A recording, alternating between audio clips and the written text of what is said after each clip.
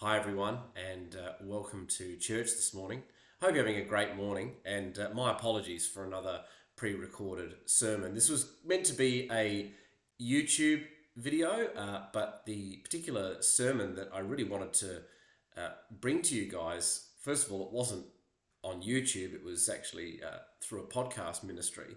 And secondly, it was all in lots of little chunks, which would have been just too difficult to all sort of smush together on the service slides. So I just thought I'd take the material and combine it into one message and add a few thoughts of my own. What I wanted to talk to you about this morning is really based on Rick Warren's sermon or come series called How to Turn a Setback into a Comeback.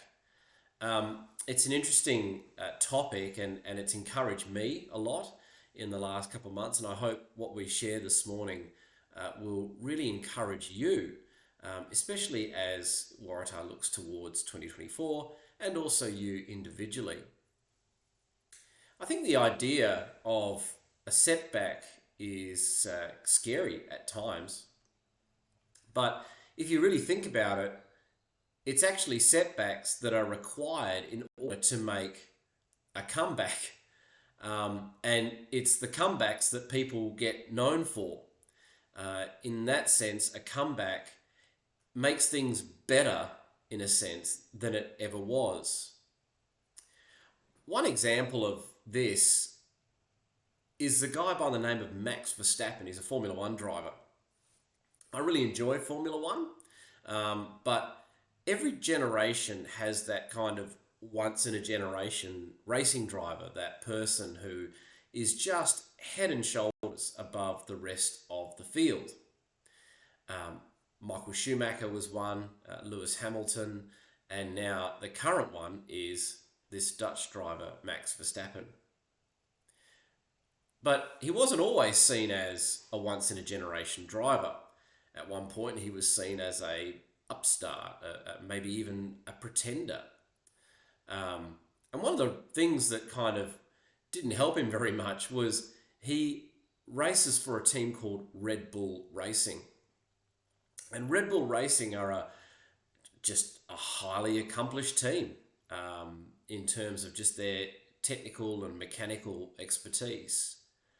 And so the argument for a little while was, when he first started racing for them and winning races, well, it's not the fact that he's a great driver. He's in the fastest car. I mean, everyone knows that the Red Bull is ridiculously quick, and if you put me in that car, some drivers would say I'd be doing the same thing as well. But then one day, a couple of seasons ago, early I think in the 2022 season, there was a Grand Prix where over the weekend he had to make an unscheduled engine swap due to mechanical problems. Now, you may not know, but you only get a certain amount of engine swaps allowed during a season. Formula One is probably the most tightly regulated motorsport in the world. And so if you make an engine swap or do one more engine swap than you're meant to, or do it at the wrong time, you incur quite a heavy penalty. And that penalty is usually you lose your qualifying time altogether and you start from the pit lane. Anyway, moving on to it, this one Grand Prix, Max Verstappen, he incurred an engine penalty. And he ended up starting not even from the back of the grid on the start of the race when the Grand Prix day came along, but he had to start from the pit lane. I mean, can you imagine how frustrating that must have been? He actually, I think off memory, had a pretty decent qualifying time as well. And so that's as big a setback as you can possibly imagine. You kind of qualify up the front, and then because of a technical issue, not only do you get pushed down to the very back, but you are sitting in the pit lane, watching the rest of the field out the side, on the other side of the fence, zooming off onto the to commence the race at the green light, and you've got to sit there until they've all cleared the first corner, and only then can you move out of the pit lane.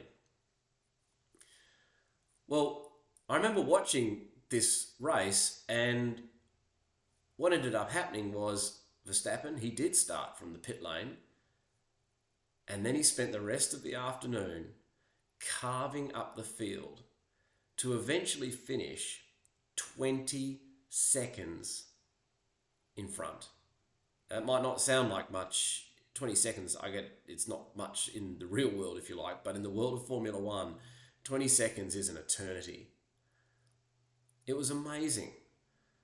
What a comeback. But because of that thing, because of what happened, his reputation started to change. Weirdly, the setback ended up doing more for him than if he had started off the front of the grid. If he'd started off the front of the grid and won another race, people would be like, yeah, see, told you it's the fastest car. But actually, the setback and the overcoming of that setback, the comeback, was the making of him as a driver. After that race, people had a different view of Max Verstappen. So setbacks, they're not very nice at the time. He's probably sitting there in his car going, ugh, as all the other cars zoom off. But actually, they can be the beginning of something even better. What about you right now? Is there a setback that you're facing? Is there a big disappointment or frustration or just a loss of a dream?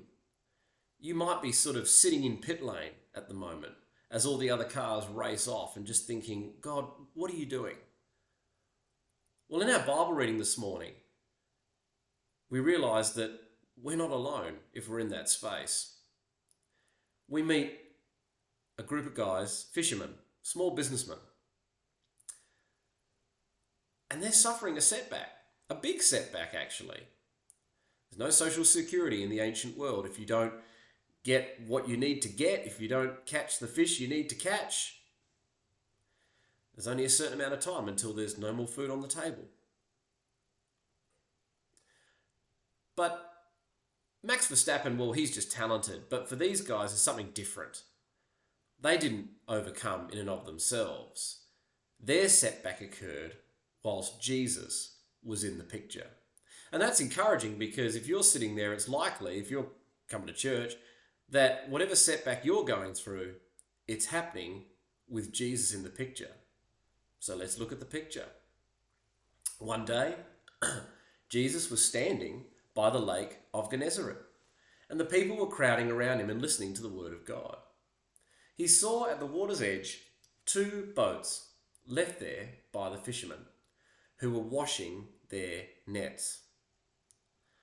So 2 things here, that the boats have been left by the shore and the nets, the equipment have been removed, and they are washing / repairing basically their nets.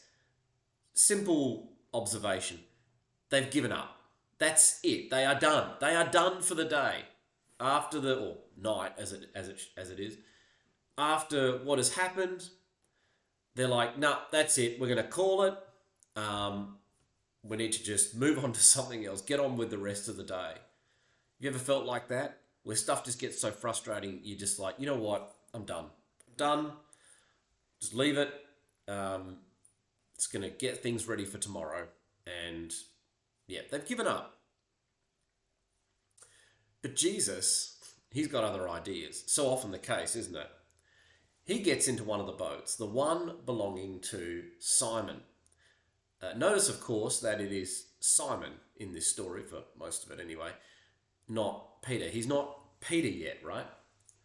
So the boat belonging to Simon. And he asks Simon to put out a little from shore. So what's going on here?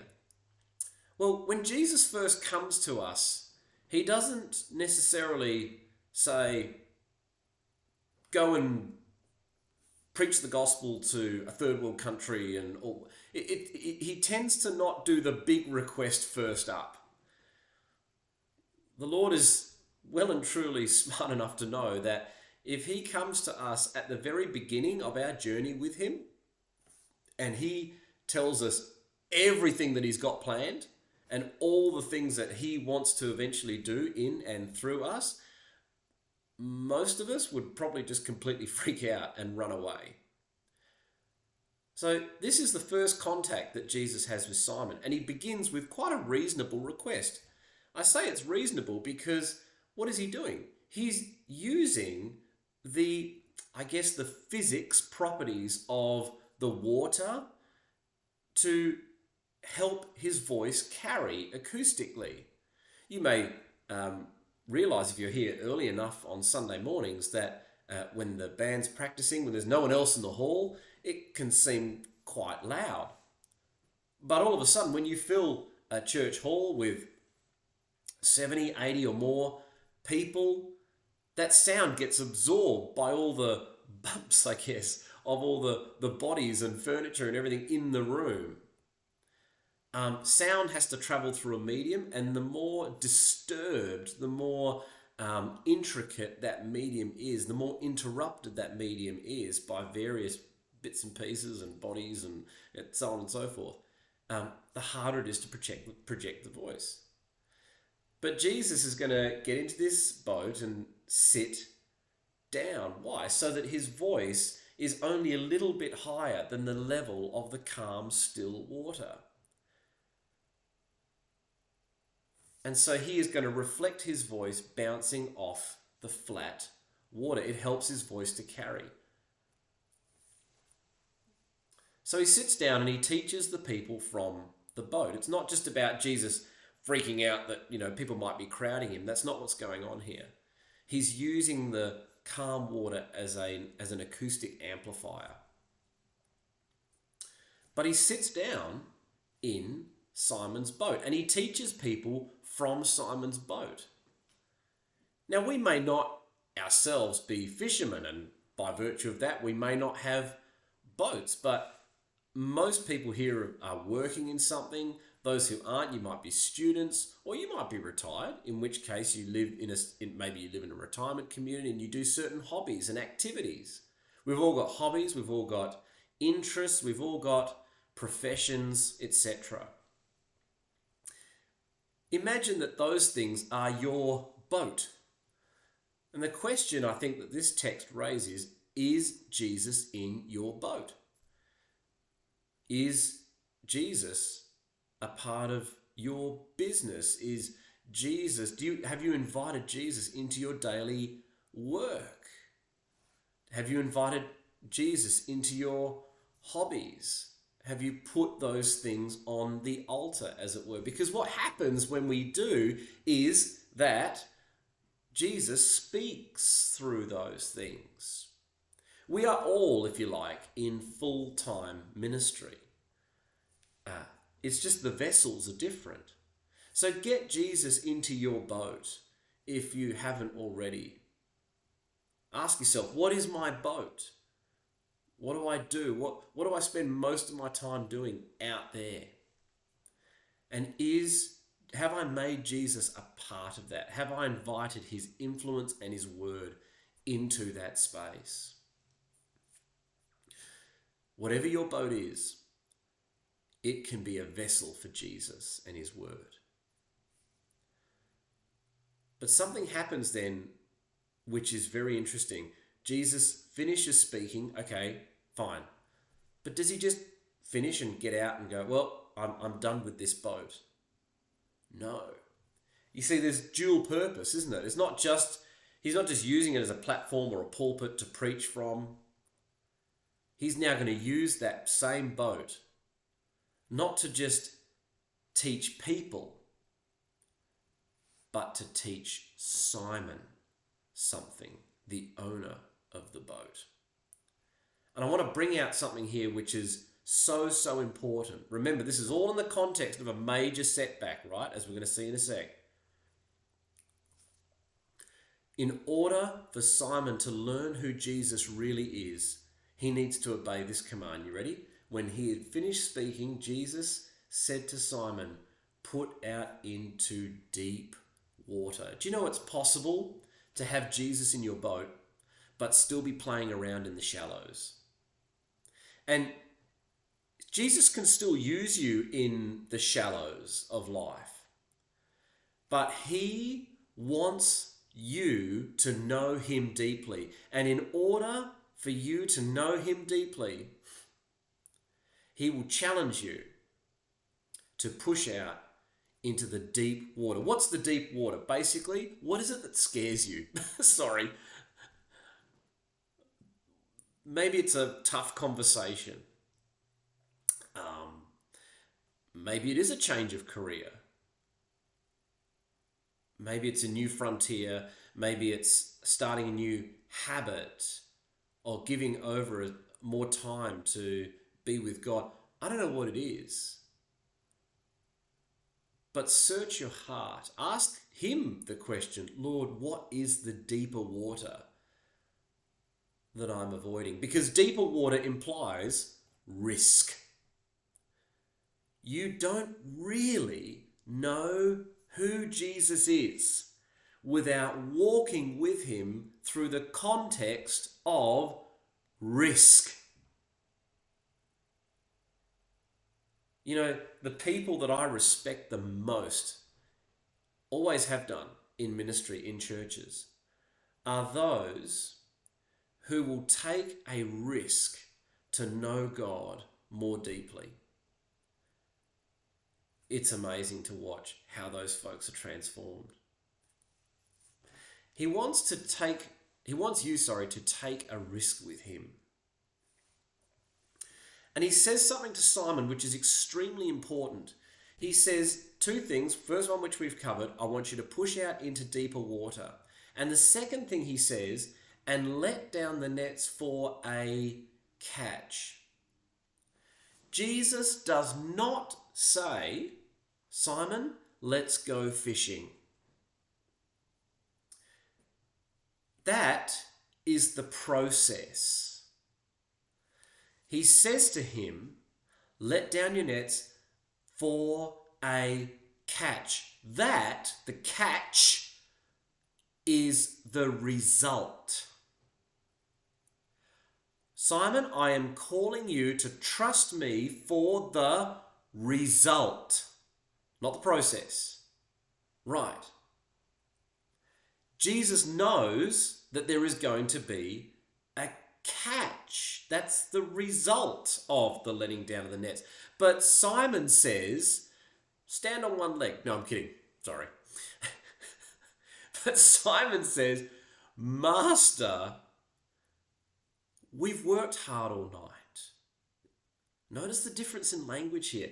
And we haven't, here we go, caught anything. This is the key word in all of this. It's not fishing. It's about the result or the expected results of the fishing. So Simon and his friends, they are dog tired. They are just done. You know, Jesus will often ask you to push out into deeper waters for a guaranteed result when you just at the moment where you feel like you can't take another step. Why does he do that, by the way? Honestly, I believe it's because, this is all back to 1 Corinthians 1 stuff, he wants us to know that it's in our weakness that his glory is revealed. So, Simon says, but because you say so, I will let down the nets. He cannot bring himself to mention the word in the positive sense, catch. He cannot bring himself to say, because you say so, we'll go and catch fish. All he can bring himself to do in his tiredness, in his doubt, if you like, is to simply agree to let down nets. Peter's talking about, or Simon I should say, is talking about the process. Jesus is talking about the result, what's going to be brought up. But here is the great news, friends. I want to encourage you with this. That's all the faith that Jesus needs. He doesn't need us to be happy about it. He doesn't need us to be excited. He doesn't need us to be confident. He simply needs us to be obedient. Obedient. That's it.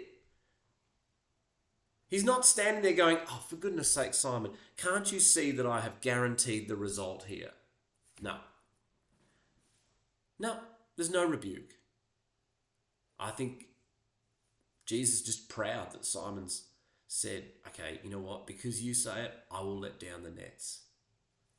And then you have verse 6, which says, when they had done so, now here we go, they had caught such a large number of fish that their nets began to break. Listen, when Jesus really blesses us, when we really hit that comeback moment, because everything up until this point is all set back. Peter's been sitting in pit lane thinking it's all over. Ugh, everyone else is going on with their day. We've just had a failure.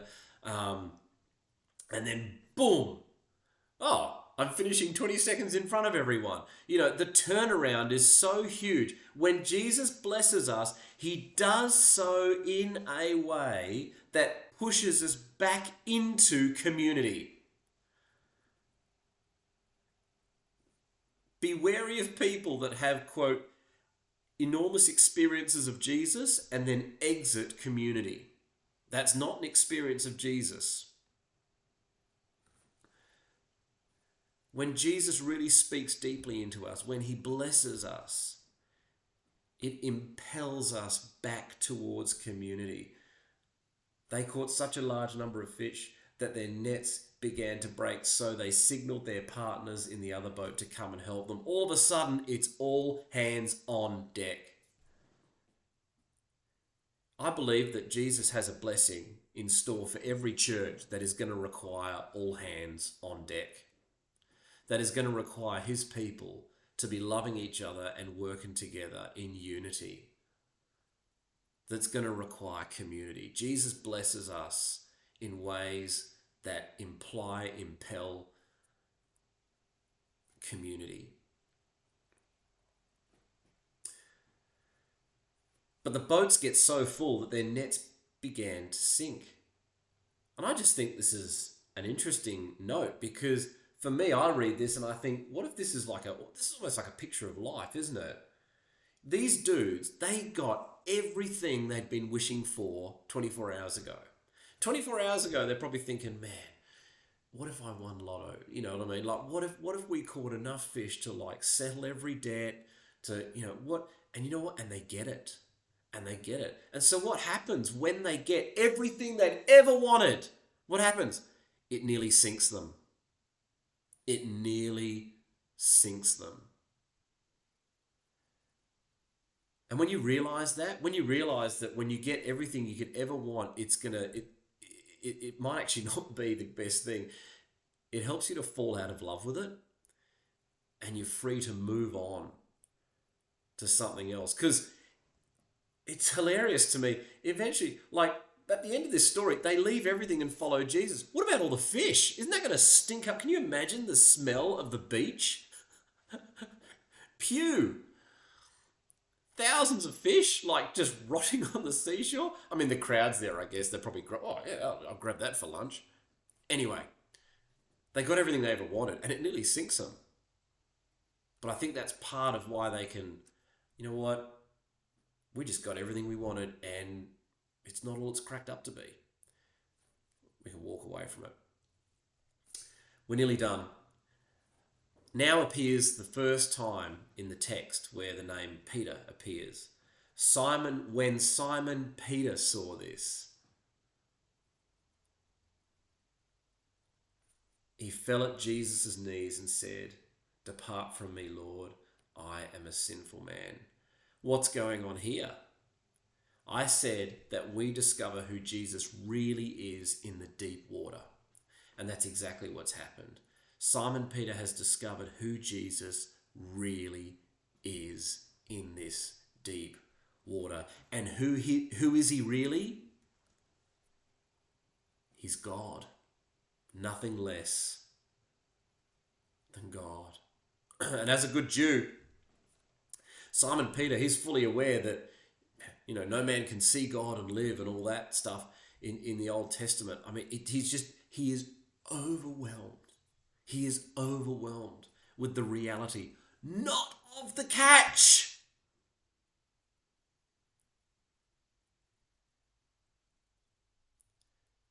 Think about this for a second.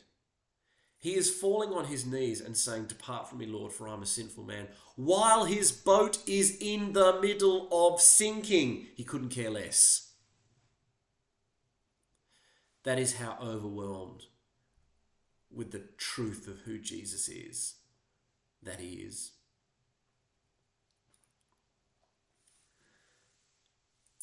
So we drop down to the second part of verse 10. Then Jesus said to Simon, "Don't be afraid." Don't be afraid.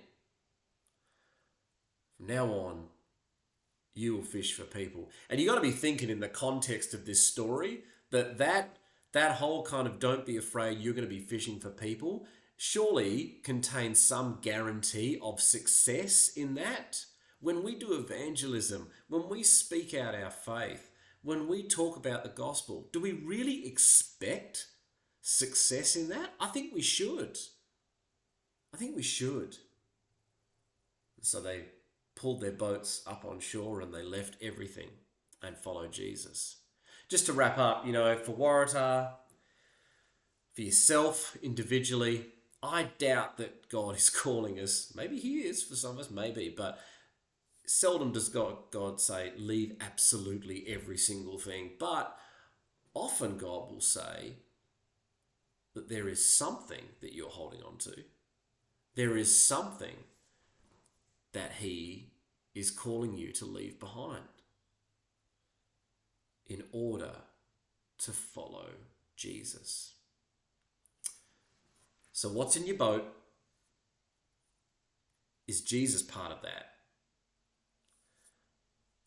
Is he calling you out into deeper waters to really, really get to know him in a new way? And what do you need to leave behind in order for him to turn your setback into a great comeback for his glory?